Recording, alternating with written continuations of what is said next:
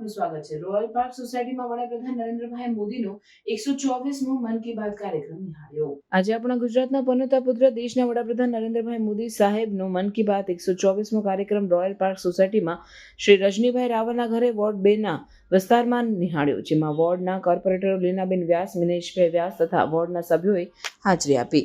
Reporter Minesh વ્યાસ, સાબર અવાજ, તલોદ।